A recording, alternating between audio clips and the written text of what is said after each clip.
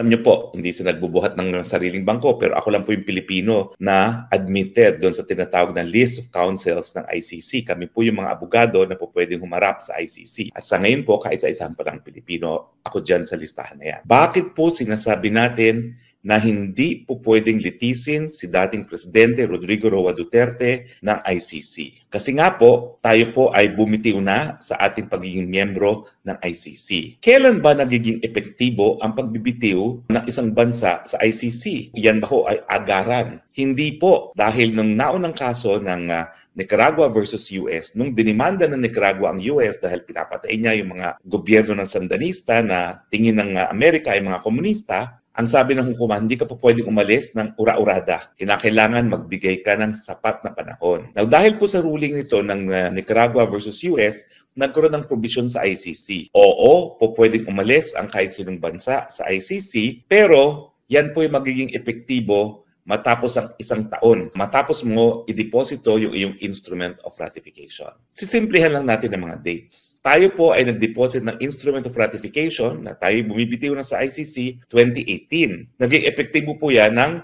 2019. Ngayon, meron din provision sa ICC Rome Statute na yung pag-alis ng isang miyembro, hindi maaapektuhan yung mga bagay-bagay na nasa ilalim na ng cognizance ng hukuman. Ito yung mga bagay-bagay na meron ng jurisdiksyon ng hukuman. Dahil pag meron ka ng jurisdiksyon, hindi mo na matatanggal yung jurisdiksyon na yan maski ikay umalis pa sa hukuman. Noong 2018 kasi, na dahilan na tayo umalis, nagkaroon ng preliminary examination ang prosecutor. Pero iba po ito sa preliminary investigation. Ang preliminary examination po, informal. Tanging prosecutor lang ang gumagawa nito, wala pang kahit anong partisipasyon ang hukuman. Ngayon, kailan ba nagkakaroon ng kauna-unang pagkakataon na partisipasyon ng hukuman? Kaiba po kasi ang ICC. Nung dinadraft nila yung tratado na yan, nagrereklamo yung mga Amerikano, napakamakapangyarihan naman itong prosecutor nito. Wala siyang mandato galing sa taong bayan, kasi yung mga Amerikanong prosecutors po hinahalal, and yet napakamakapangyarihan. Po pwedeng magpakulong ng isang nakaupong presidente. So para maingganyo ang Amerika na sumali sa ICC, pero hindi pa rin siya naingganyo, lahat ng gawain ng prosecutor, kinakailangan aproban ng korte mismo. At yung sangay ng hukuman na mag-aaproban sa lahat ng gagawin ng prosecutor, ang tawag doon, pre-trial chamber. Ang tanong, number one, may karapatan ng mga bansa umalis ng ICC. Pangalawa, ito epektibo, hindi ura-urada, kung hindi matapos ang isang taon ng pag-deposit ng instrument of withdrawal. Pangatlo, maski ikaw'y bumitiw, yung mga batay-bagay na meron ng cognizance ang hukuman ay magpapatuloy. Kailan magkakaroon ng cognizance o kailan nagkaroon ng jurisdiction ng hukuman? Ito ba'y sa preliminary examination na wala pang partisipasyon ng hukuman o ito ba yung sa pagsimula ng preliminary investigation dahil ito, kauna-unang pagkakataon, ayon na rin sa Rome Statute, humihingi na ng permiso ang prosecutor para nga mag-proceed sa preliminary investigation. Isang mapagpalang araw po mga kababayan at welcome po dito sa ating channel. For today's video, tayo po ay magre-react dito po sa video clip na in-upload po ni Attorney Harry Roque sa kanyang TikTok. Okay, so bago natin umpisahan ang lahat, ano nga ba ang ICC? So marami pa sa atin siguro ang hindi nakakaalam kung ano nga ba talaga yung role neto sa international law. Okay, so ang International Criminal Court o mas kilala bilang ICC ay isang independent international judicial body na nag-iimbestiga.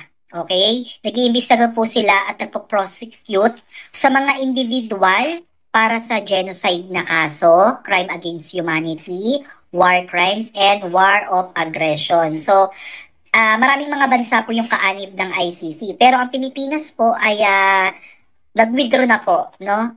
Sa ICC, kaya hindi na po tayo kabahagi ng ICC. Kaya ngayon po ay matindi ang usap-usapan na talagang wala ng jurisdiction itong ICC sa ating bansa. Okay? So, napakinggan nyo naman po si Attorney Harry Roque sa kanyang pag-i-explain sa inyo.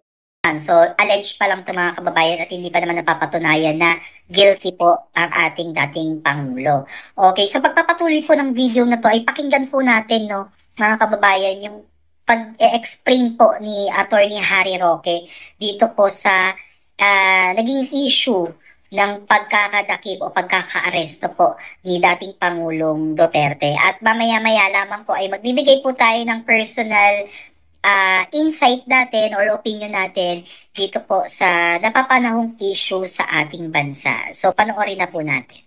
Nagkaroon na po ng kaso dyan, yung Burundi na umalis din. Ang nangyari, yung prosecutor humingi ng leave para mag-preliminary investigation doon sa loob ng 1 taon matapos mag-deposit ng instrument of withdrawal.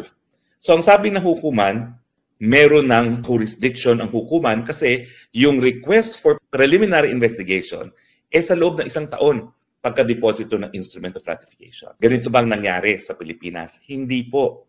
2018 tayo nagbitiw. 2019 naging epektibo. 2021, 2 years later, tsaka humingi ng permiso ang prosecutor para mag-proceed sa preliminary investigation. 2022, binigyan ng permiso. So, ibig sabihin na 2019, 2020, 21, 22, 3 taon na ang nakakalipas matapos na naging epektibo ang pagbibitiw natin sa ICC. Hindi na po pwedeng magkaroon ng jurisdiction ang ICC pagdating sa drug war. Kasi nga po, naging epektibo na yung ating pagbibitiw sa hukuman bago nagkaroon ng cognizance ang hukuman sa pamamagitan ng pagbigay ng authorization na magtuloy ang preliminary investigation. Ang tanong ngayon, maraming naniniwala, ako na rin, na itong deklarasyon na babalik sa ICC ay isang patama sa mga Duterte. Meron mang dapat ikatakot ang mga Duterte kapag bumalik ang hukuman? Sagot, wala. Dahil bumitiw na po tayo at yung preliminary investigation ay hiningi at inaprubahan matapos yung pagiging epektibo ng ating pagbibitiw, wala ng jurisdiksyon ang hukumang ICC dun sa drug war. Pag tayo bumalik, magkakaroon ba ng jurisdiction ng hukuman? Wala rin. Bakit? Dahil nakasaad po sa Rome Statute, ang jurisdiction ng hukuman ay prospective, moving forward. Hindi po pwedeng retroactive. Bakit? Kasi ito po ay criminal statute, penal statute. Hindi po pwedeng bigyan ng retroactive effect. Otherwise, malalabag po ang karapatan ng due process ng isang akusado. Ulitin ko po, maski tayo bumalik, yung jurisdiksyon na nawala ng hukuman para imbestigahan at litisin ng drug war, nawala na po yun. Hindi po pwedeng magkaroon muli ng jurisdiksyon dahil ang jurisdiction po ng hukuman ay prospective. Sino po pwedeng imbestigahan? Yung nakaupong presidente at yung iba pang mga presidenteng uupo. Hindi po mga Duterte yung dapat matakot. Baka kayo po ang dapat matakot dahil prospective ang jurisdiction ng ICC from the date na naging epektibo ang ating membership at ang mga nakaupo po ang po pwedeng malitis. Hindi yung mga dati nang nakaupo. So ayun mga kababayan, napakinggan po natin yung video ni Attorney Harry Roque at ibinahagi niya nga po sa atin yung mga naging karanasan ng ibang mga bansa na naging kaanib o kabilang dun sa ICC noon. At ipinaliwanag din po sa atin ni Attorney Harry Roque na wala na pong jurisdiction nga yung ICC sa bansang Pilipinas. Kaya naman talagang maingay po ngayon sa social media itong pagpapadala po sa dating Pangulong Rodrigo Roa Duterte sa Netherlands. Okay? So, according din sa ibang mga napanood natin at mismong kay Attorney Harry Roque din po nanggaling na nakakalungkot po yung naging desisyon dito nga po sa ICC dahil nga po nung nakarating po si VP Sara sa Netherlands ay hindi kagad sila nabigyan ng pagkakataon na magkita. At napanood nyo naman po yung first appearance po ni Pangulong Duterte kagabi. Talagang napakabilis po, no? Parang wala pa atang 30 minutes yung pag-uusap doon yung talakayan kasi pagpapakilala lang naman yun. At narinig nyo din po si Attorney Salvador na nagsalita po bilang isang kanyang counsel sa pagharap dito sa ICC.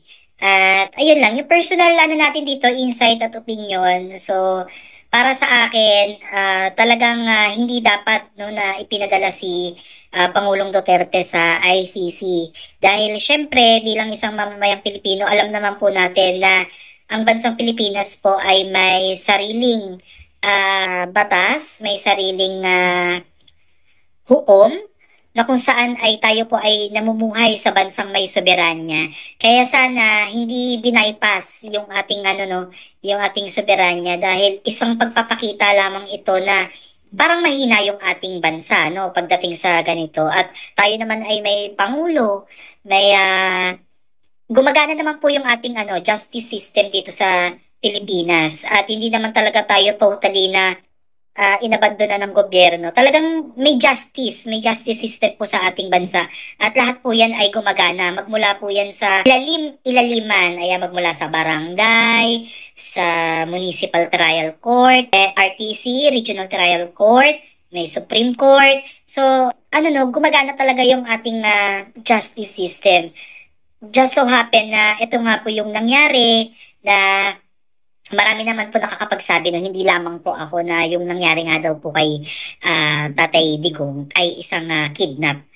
So, ang pangit pakinggan, pero based po sa mga nagsabi po, yung mga expert po, at maging si VP Sara, sariling ama niya, so, kinidnap ang kanyang ama. So, hindi natin ma-list yun sa kanila kasi syempre sila po yung pamilya, diba? Parang napanood yun naman po yung ibang mga video na kumalat sa social media kung paano po dineprive o yung paano ba yung pinagkaitan po si dating Pangulong Duterte na sana makita niya muna bago siya umalis, si VP Sara. Okay, kasi si VP Sara, kung hindi nyo maitatanong, isang abogada din po ito at nire-request nga po ni dating Pangulong Duterte na si VP Sara yung gusto niyang maging abogado niya. Kaya lamang po, yan po ay ipinagkait sa kanya. So again, hanggang dito na lang muna ang ating comment dito po sa ating video na nakita na nagsalita po si Attorney Roque. At abangan po natin ulit sa mga susunod na araw kung ano pa yung mga napapanahong issue at ating bibigyan yan ng comment, okay, ng reaksyon. Okay, dapat lagi tayong nakaabang sa mga nangyayari sa ating bansa para tayo ay updated. Kasi tayo po ay kabahagi ng ating bansa at tayo po ay may karapatan dyan dahil tayo po ay taxpayer, tayo po ay nabubuhay o namumuhay sa bansang may soberanya at may freedom of speech. Okay, again, iwasan lang po natin yung mga sobrang pagkokomento na below the belt. Okay, so tayo naman ay hindi abogado, wala naman tayong kaalaman masyado sa batas, pero kung alam mo yung sinasabi mo naman ay free will, kumbaga mo lang, sariling opinion mo lang, ayun naman ay valid, Kaya, dapat nire-respeto. Yun nga lang, dapat may limitasyon. Diba? Na hindi tayo nakakapanira, hindi tayo nakakasakit ng damdamin. Pwede tayo mag-criticize kasi public figure sila, public servant. Syempre, di ba, public servant, dapat public trust din sila at transparent din po sila sa kanilang mga ginagawa. Okay? So hanggang dito na lang muna mga babae at maraming salamat po sa inyo. God bless.